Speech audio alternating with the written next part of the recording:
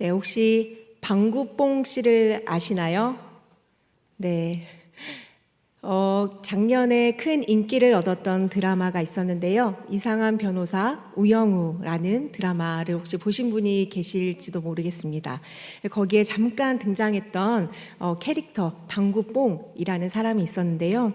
그는 스스로를 어린이 해방 총사령관이라고 부르면서 어린이들을 해방시키고자 하는 엄청난 꿈을 가진 인물이었습니다. 하루는 꿈을 실천으로 옮기고자 했습니다. 사실 그 방구뽕 씨의 부모님은 학원을 운영하고 있었는데요. 그가 해방시키고자 한 어린이들은 다름 아닌 그 학원의 어린이들이었습니다. 이 어린이들은 매일 자물쇠 방이라고 불리는 학원 시스템에 갇혀서 밤 10시까지 밥도 못 먹고 또 화장실도 2번 이상 못 가는 그러한 초등학생들이었는데요. 조금 엄격한 학원이었던 것 같습니다. 네, 그는 이 아이들을 해방시키고자 학원차를 몰래 몰고 이제 산으로 갑니다. 그리고 평범하지만 아주 신나는 놀이를 하면서 재밌게 하루를 노는데요. 이때 방구뽕 씨는 아이들에게 몇 가지 강령을 외칩니다. 3가지였는데요. 첫 번째, 어린이는 지금 놀아야 한다. 2번째, 어린이는 지금 건강해야 한다. 3번째, 어린이는 지금 행복해야 한다. 이 방구뽕 씨가 주장하는 해방 강령이었는데요. 물론 집에서는 난리가 났겠죠. 학원과. 아이들이 제때 귀가하지 않으니 난리가 나고 결국 그를 어린이 납치범으로 고소까지 하게 됩니다.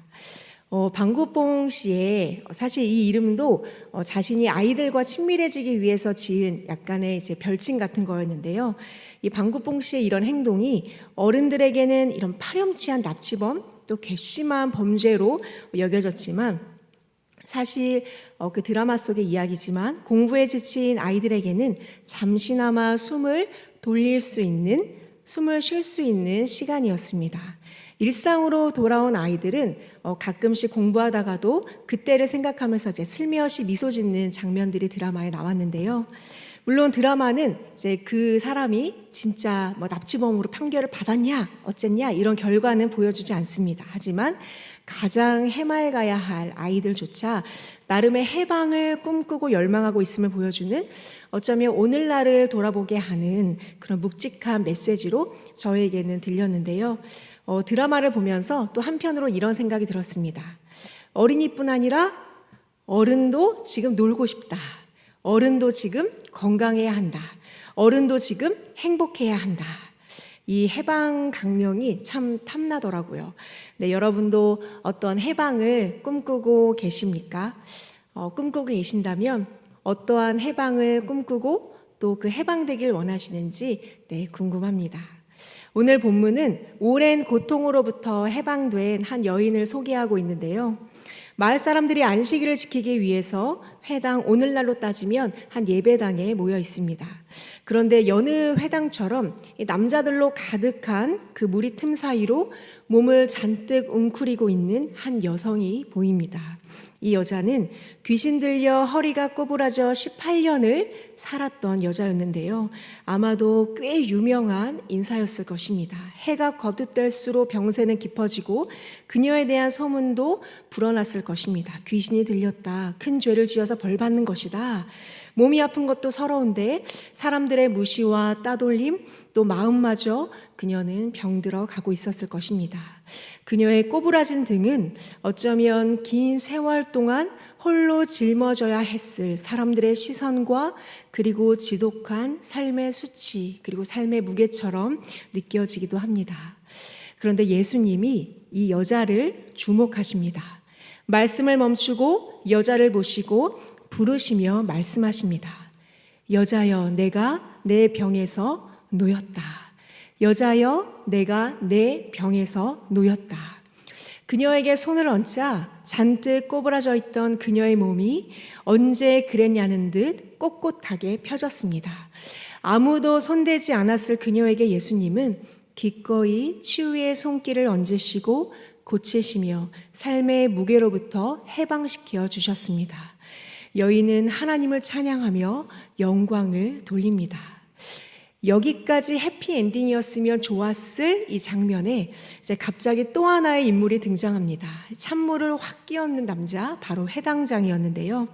회당장은 자신의 회당에서 능력을 행사하는 이 예수님이 못마땅했는지, 아니면 안식일 규정을 어기고 환자에게 손을 대어 고친 것이 불만이었던 것인지 그 장면에 브레이크를 겁니다. 그러면서 이렇게 얘기하죠. 율법에 따르면 안식일에는 그 어떤 일도 해서는 안 됩니다. 일하는 날로 정해진 날이 엿새나 되는데 치료받고 싶으면 그중 한 날에 오십시오. 당신들은 안식일을 어긴 것입니다. 매우 불쾌합니다. 라고 얘기합니다. 당시의 안식일은 일을 멈추는 날, 일을 해서는 안 되는 날이었죠. 안식일을 철저하게 지키고자 율법에 없는 30개가 넘는 규정들을 만들어 이들은 안식일을 철저하게 지켰습니다. 물론 병을 고치는 것도 당연히 금지되었는데요. 단 목숨이 위태로운 경우는 예외였습니다. 그러니 여인처럼 아주 오랜 기간 질병을 앓고 있던 이 만성 질병은 해당 사항이 없었던 것이죠. 하지만 예수님은 이와 같은 생각을 하는 회당장을 비롯한 사람들에게 외식하는 자라고 이야기합니다. 당시 유대인들은 암묵적으로 안식일에 자신의 가축에게 물을 먹이는 것은 허용했는데요. 이 물을 먹이기 위해서는 어떻게 해야 될까요? 외양간에 매여 있던 자신의 소나 낙이 가축들을 풀어줘야만 했죠. 하물며 가축보다 소중한 사람을 오랜 질병과 고통의 세월에 묶여있던 이 여인을 풀어주는 게 마땅하지 아니하냐. 주님은 그렇게 말씀하시는 것이죠. 마태복음 12장 11절에는 조금 더 구체적으로 나오는데요. 너희 중에 어떤 사람이 양 한 마리가 있어 안식일에 구덩이에 빠졌으면 끌어내지 않겠느냐. 사람이 양보다 얼마나 더 귀하냐. 그러므로 안식일에 선을 행하는 것이 옳으니라. 안식일에 사람을 살리는 일이 선한 행위다라고 말씀하시죠. 주인이 자신의 가축을 돌보는 것이 당연하듯 하나님이 자신의 사랑하는 자녀를 고치고 살리는 것이 선하신 하나님께 마땅한 일이다. 보지 못했던 하나님의 마음을 가르쳐 주십니다. 예수님께의 안식일은 그저 모든 일을 멈추는 날이 아니었습니다. 살리고 회복하는 구원과 해방의 날이었습니다. 예수님은 단지 이 여인의 척추염을 치료하신 것이 아니었습니다. 12절을 보면 내가 내 병에서 놓였다. 해방되었다. 해방을 뜻하는 단어를 사용하는데요. 오랜 질병으로부터, 오랜 사탄의 굴레로부터, 오랜 고통과 수치의 무게로부터, 오랜 세월의 무게로부터 주님은 그 여인을 해방시키셨습니다. 또 이러한 주님의 해방을 통해서 한 여인의 삶이 전혀 새로워졌습니다. 13절을 보면 안수하시니 여자가 곧 펴고 그녀의 구부러진 허리가 곧게 펴졌다고 합니다. 여기서 펴고라는 단어에는 다시 지음을 받다라는 뜻이 있는데요. 예수님은 한 여인의 부분적인 그 아픈 부위만을 치료하신 것이 아니라 병들고 상한 그녀의 온 존재를 전혀 새로운 존재로 다시 지으셨습니다. 주님이 보여주신 이 안식일은 매여있던 것으로부터 풀어지고 다시 지음받는 진정한 해방과 구원의 날이었습니다. 이쯤에서 여러분에게 한 가지 아주 쉬운 질문을 드리고자 하는데요. 안식하면 어떠한 이미지가 또 어떠한 생각들이 여러분에게 떠오르시나요? 안식, 네, 참 좋은 단어죠. 안식하다, 안식일, 안식. 어떠한 이미지가 떠오르시나요? 혹시 전력으로 이렇게 뭔가 달리기를 해보신 적이 있으신가요? 네, 저도 이렇게 나름 학창 시절에 운동을 잘했는데요. 그래서 달리기 선수로 많이 이렇게 뽑혀서 단거리도 나가고 계주도 나가고 때로는 이렇게 약간 도대회도 나갔던 적이 있습니다. 근데 말 그대로 이렇게 전력 질주를 하면 어떻죠? 네, 뭔가 막 숨이 너무 가빠오고 막 볼살이 떨리고 막 다리가 내 다리가 아닌 것 같고 그런 후들거리고 그런 뭔가 달린 후에는 그래서 우리는 이 빠져나간 뭔가 내 영혼과 내 마음을 붙잡으려고 가쁜 숨을 몰아쉬죠. 그런데 안식이란 바로 이와 같다고 그 안식이란 단어에는 그 뜻이 포함되어 있는데요. 안식이라는 단어를 말 그대로 풀이하자면 편안할 안에 숨 쉴 식, 불안한 숨을 가지런하게 하는 것, 편안하게 숨을 쉬는 것을 뜻합니다. 그래서 성경에서도 한숨 돌리다 또 새롭게 하다라는 의미의 히브리어를 사용하곤 하는데요. 다시 말해서 안식일을 지키라는 말씀은 강강 더 강하게 라고 차있던 우리의 삶에 쉼표를 찍어주는 것, 쉴 수 있는 시간, 숨을 편안하게 고를 수 있는 그 시간을 지키라는 명령으로 저에게는 들립니다. 그런데 여기에는 한 가지 조건이 붙어 있죠. 안식일을 지켜 어떡하게? 거룩하게 하라. 안식일을 거룩하게 지키라. 안식일을 거룩하게 지키라. 다시 말하면 거룩하게 쉬어라 라는 뜻인데요. 거룩하게 쉬는 건 어떤 것일까요? 즐겁게 쉬고 편안하게 쉬고 우리는 쉬는 방법을 다양하게 알고 있지만 거룩하게 쉬는 건 어떻게 쉬는 것일까? 신명기 5장 14절을 보면 세 번역으로 제가 한번 읽어드려 보겠습니다. 그러나 이렛날은 주 너희 하나님의 안식일이니 너희는 어떤 일도 해서는 안 된다. 너희는 어떤 일을 해서도 안 된다. 이것이 하나님의 말씀하시는 거룩하게 쉬는 법이었습니다. 거룩하게 쉰다는 건 먼저 하지 않는 것입니다. 안식일이란 단어는 샤바트라는 히브리어에서 나왔는데요. 그치다, 중지하다라는 의미가 있습니다. 다시 말해 안식일은 말 그대로 일을 멈추는 날인데요. 그것도 적당히 쉬엄쉬엄 해, 적당히 쉬엄쉬엄 일해 라는 의미가 아니라 반드시 멈춰, 반드시 하지마 라는 강한 중지의 명령인 것이죠. 지금도 유대인들은 안식일을 중요하게 지키는데요. 예전에 담임 목사님도 한번 그 예화로 말씀하신 적이 있는데 안식일에는 엘리베이터를 누르는 것도 그 버튼을 누르는 것도 일로 여기기 때문에 엘리베이터가 자동으로 열고 닫히도록 모든 층에 설 수 있도록 그렇게 어떠한 프로그램이 또 이렇게 개발되었다라는 이야기를 본 적도 있습니다. 또 제가 어린 시절에 친척 따라 잠깐 이제 다녔던 교회가 있었는데요. 그 교회는 정말 보수적이어서 이 주일에는 어떤 일도 해서는 안 되고 또 구입해서도 안 되고 그래서 뭔가 전날 막 간식을 다 사놓는다던가 또 뭔가 무언가도 사놓으면 안 되는 그래서 저희 그 이모도 이렇게 약간 그 주일에 먹을 사탕을 이렇게 토요일에 왕창 사놓으셨던 기억이 나는데요. 만약 우리에게도 이것이 유효하다면 우리는 주일에는 이 걸어서 예배당을 오르락 내리락 해야 되고 또 맛있는 로댕 카페도 우리는 먹을 수 없는 그런 슬픈 일이 일어나겠죠. 하지만 이것과는 다른 하나님의 의미가 있죠. 도대체 하나님은 어떠한 일을 멈추라고 하신 걸까요? 무슨 일을 당장 멈춰라고 하시는 것일까요? 바로 나를 위한 노동을 멈추라고 하십니다. 과거 히틀러가 이끌던 나치 정권이 유대인을 몰살하기 위해서 거대한 감옥을 만들었는데요. 바로 폴란드의 아우슈비츠 수용소가 바로 그곳입니다. 이곳에 들어간 사람들은 가스실로 직행하여 죽거나 또 강제 노동을 하다가 서서히 죽거나 둘 중 하나였는데요.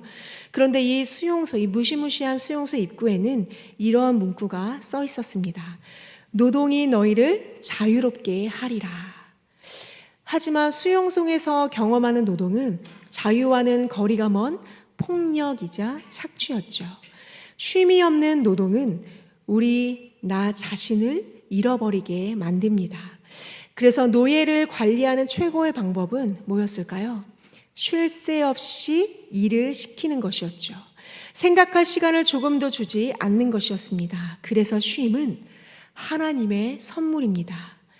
이스라엘 민족은 애굽의 오랜 노예였는데요.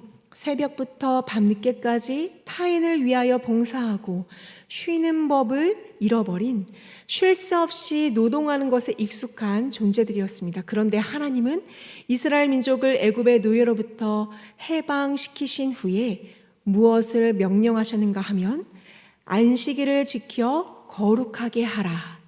그 10가지의 계명 중에 하나로 안식일을 지켜 거룩하게 하라. 거룩하게 쉬어라. 최초의 쉼을 명령하셨습니다. 쉴 수 있다는 건 하나님의 축복이자 또 구원이었던 것이죠. 여러분, 우리는 어떠한가요? 전쟁 이후에 사람들은 이렇게 인사했습니다. 밥 먹었어? 가난하고 배고픈 사람들에게 우리는 서로 밥 먹었어요? 언제 밥 한번 해요? 우리는 이 밥으로 인사를 했다면 요즘은 새로운 인사가 생겼죠. 저도 종종 자주 듣고 또 하는데요. 요즘 많이 바쁘죠? 요즘 많이 힘들죠? 너무 바쁘겠어요. 심지어 서로 얼마나 더 바쁘고 분주한지, 더 피곤한지 경쟁하듯 이야기하기도 하죠. 어제도 고등부 학생의 한 어머니와 자녀에 대한 아주 짧은 이야기를 나눴는데요. 잠시 이야기를 나누다가 이제 그 친구가 방학이 되니까 좀 여유가 생기겠네요. 좀 숨 좀 돌리겠어요. 어머니께서 아니에요. 사실은 방학이 더 바빠요. 라고 하시더라고요. 맞아요. 사실 이 방학이라는 것이 원래는 쉬어야 하는데, 가장 덥고 추운 날 쉬어야 하는데 요즘의 아이들은 방학이 더 바쁩니다. 특강이다, 또 고등학생은 기숙학원이다, 더 바쁘고 분주한 하루하루를 지나게 됩니다. 이러한 바쁜 현대사회에서 쉰다는 것, 이 쉬라는 하나님의 명령은 뭔가는 이상하고 또 모순적이고, 뭔가 쉰다는 것 죄책감이 들기도 하고 내가 뒤처지는 것 같은 기분이 들기도 하죠. 이런 말을 혹시 들어보셨나요? 할 수 있어. 야, 너 할 수 있어. 우리 해보자. 누군가를 응원할 때 종종 사용하고 또 저도 듣던 말인데요. 이 한병철의 피로사회라는 책을 보면 이 외침을 조심하자라고 이야기합니다. 우리가 살아가는 사회를 긍정성 과잉의 사회라고 이야기하는데요. 끊임없이 결과물을 만들어내고 또 성장해야 하고 무언가를 보여줘야 되는, 우리는 할 수 있지. 넌 이것도 못하니? 너는 할 수 있을 거야. 힘내. 내가 응원할게. 이 정도는 해야지. 이러한 잘못된 긍정이 우리 사회에 넘쳐나고 있다라고 진단하고 있습니다. 내가 나의 가해자이자 또 피해자가 된다는 조금은 슬프고도 무서운 이야기를 이 책은 들려주고 있는데요. 이런 시대 속에서 안식이란 단어는 참 비현실적이고 게으른 꿈과 같은 단어로 들리기도 합니다. 마르바돈이라는 신학자는 안식이란 책에서 안식일을 여러 요구에 찢겨졌던 우리의 모습이 다시 회복되는 날, 여러 세상과 여러 사람들의 요구에 찢겨지고 조각난 우리의 모습이 다시 하나님 안에서 회복되는 날이라고 정의합니다. 주님은 우리에게 내 삶을 일구느라 열심히 움직이던 손과 발을 멈추고 나를 만지시는 하나님의 손길을 느끼라고 말씀하십니다. 사람들의 인정과 좋은 성과를 내기 위해서 분주하게 굴리던 내 복잡한 생각을 잠시 멈추고 하나님의 마음을 생각하라고 말씀하십니다. 이런저런 사람들의 요구에 쫓겨서 달려가기 바빴던 나의 속도를 멈추고 나의 자리, 곧 하나님 앞으로 돌아오기를 말씀하십니다. 그런 우리에게 예수님은 수고하고 무거운 짐진 자들아 다 내게로 오라. 내가 너희를 쉬게 하리라. 내가 너희를 쉬게 하리라. 이렇게 주님의 안식으로 초대하시죠. 이 말씀을 유진 피터슨이라는 학자는 메시지 성경이라는 조금은 쉽게 번역된 성경에서 이렇게 의역하고 있는데요. 너희는 피곤하고 지쳤느냐? 종교 생활에 탈진했느냐? 나에게 오너라. 나와 함께 길을 나서면 너희 삶은 회복될 것이다. 내가 너희에게 제대로 쉬는 법을 가르쳐 주겠다. 나와 함께 걷고 나와 함께 일하여라. 내가 어떻게 하는지 잘 보아라. 자연스러운 은혜의 리듬을 배워라. 나는 너희에게 무겁거나 맞지 않는 짐을 지우지 않는다. 나와 함께 있으면 자유롭고 가볍게 사는 법을 배울 것이다. 아멘. 주님의 이 초대에 응답하기 위해서는 우리에게 선행돼야 될 것이 한 가지 있는데요. 바로 멈추는 것입니다. 지금까지 내가 살아간 방식, 내가 생각한 방식, 내가 가던 방향으로 멈추고 그 마음대로 살아가던 그 걸음을 멈추고 여기에는 엄청난 믿음이 물론 필요하겠죠. 가게를 운영하는 주인이 가게를 하루 문 닫으면 매출에 지장이 있겠죠. 또 수험생이 공부를 잠깐 멈추면 초조해질 것입니다. 그래서 쉬어라. 이 하나님의 질서가 우리 안에 들어오기 위해서는 우리에게는 하나님에 대한 신뢰가 필요합니다. 내 삶이 하나님의 두 손에 있다는 그 믿음이 필요합니다. 시편 127편을 보면 이러한 말씀이 있는데요. 주님께서 집을 세우지 아니하시면 집을 세우는 사람의 수고가 헛되며 주님께서 성을 지키지 아니하시면 파수꾼의 깨어있음이 헛된 일이다. 일찍 일어나고 늦게 눕는 것, 먹고 살려고 애써 수고하는 모든 일이 헛된 일이다. 진실로 주님께서는 사랑하시는 사람에게는 그가 잠을 자는 동안에도 복을 주신다. 아멘. 나의 모든 순간이 하나님 안에 있고 또 내가 잠에 이르는 동안에도 하나님은 나를 위하여 일하고 계신다는 말씀이죠. 우리가 정신없이 달리고 또 채우던 시간을 잠시 멈춰서 하나님 앞에 머무를 때에 우리에게는 빈 공간이 생겨나는데요. 세상은 이 빈 공간 또 이 빈 시간을 뭔가를 채워야 하고 또 뭔가는 결핍되어 보이고 또 불안해하고 초조해하게끔 우리를 몰아가지만 사실 우리가 가진 이 빈틈은 하나님이 채워주실 하나님이 일하시는 하나님의 공간입니다. 무언가를 빼고 무언가를 덜어내고 무언가를 멈추고 그것을 드리는 것, 우리 삶의 이 빈틈과 공백은 하나님의 숨을 채우고 또 하나님의 자리를 기억할 수 있게 하는 우리를 살려주는 과속 방지턱인 것이죠. 그런데 하나님은 우리에게 온전한 안식일을 지키기 위해서 한 가지를 더 말씀하십니다. 신명기 5장 14절을 보면 일곱째 날은 내 하나님 여호와의 안식일인즉 너나 내 아들이나 내 딸이나 내 남종이나 내 여종이나 내 소나 내 낙이나 내 모든 가축이나 내 문 안에 유하는 객이라도 아무 일도 하지 못하게 하고 내 남종이나 내 여종에게 너같이 안식하게 할지니라. 내가 안식하는 것은 내가 쉬는 것은 이해가 되는데 여기에 누가 따라오고 있나요? 가족, 종, 속한 가축, 머무는 손님, 곧 나와 관련된 모든 존재가 함께 쉬어야 한다고 말씀하십니다. 중요한 건 너와 똑같이 쉬게 하라. 나는 쉬는데 나의 가족, 나의 이웃이, 나의 동료가 나를 대신하여 일을 한다면 굉장히 불공평한 일이겠죠. 하나님의 이 안식 명령은 우리 공동체와 사회 안에 불평등한 부분이 있는지 또 어떠한 악한 권력 구조가 있는지 관심을 가지고 돌아보라는 말씀으로 들립니다.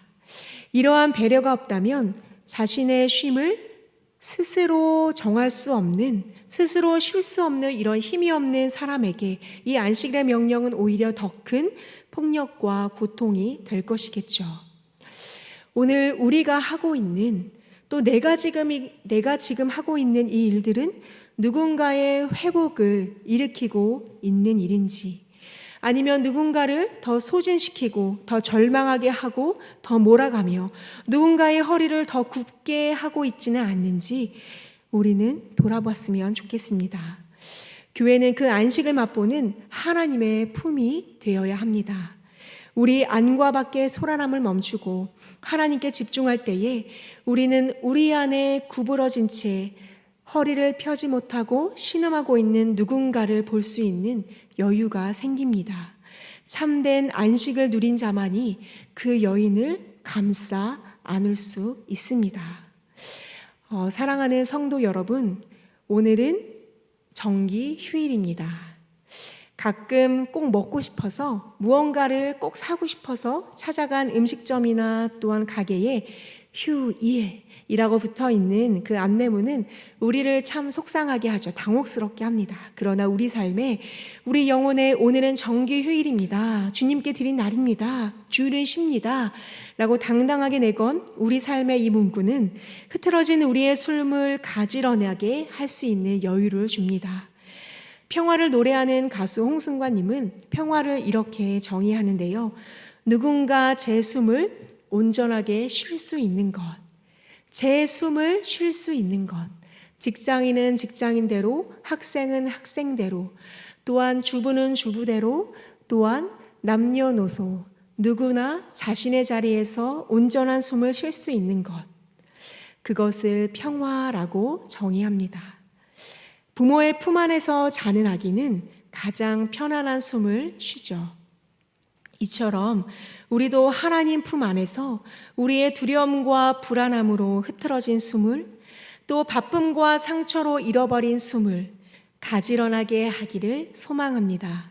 하나님의 숨이 다시 우리를 채우셔서 날마다 회복시키시는 그 기쁨을 맛보기를 소망합니다. 또한 그런 우리의 은혜가 서로에게 흘러가서 서로를 숨쉬게 하는 그러한 은혜로운 공동체로 거듭나기를 소망합니다. 우리 말씀을 생각하면서 함께 찬양하며 나아가겠습니다.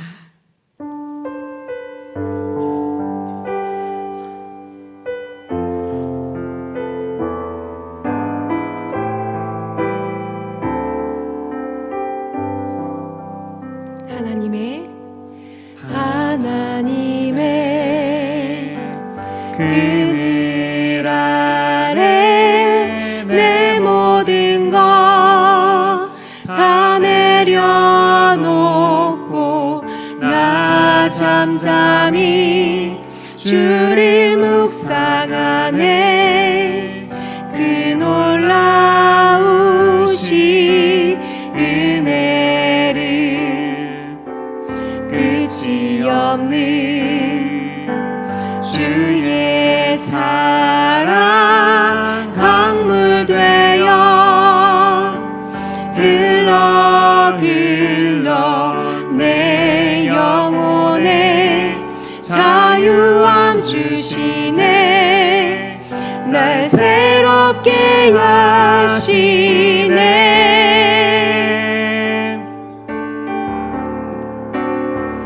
하나님 사랑 그 사랑 날 자유케 하네. 하나님 사랑 그 사랑 날 회복케 하네. 하나님의 그늘 아래 내 모든 것 다 내려놓고 나 잠잠히 주를 묵상하네. 그 놀라우신 은혜를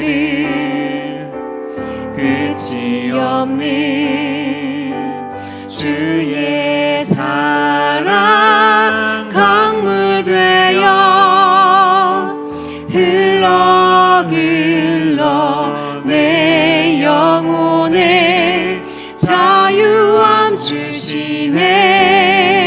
날 새롭게 하시네.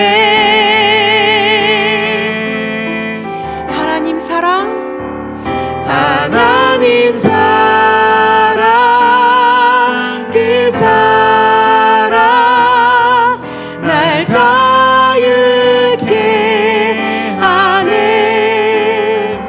하나님 사랑 그 사랑 날 회복케 하네. 하나님 사랑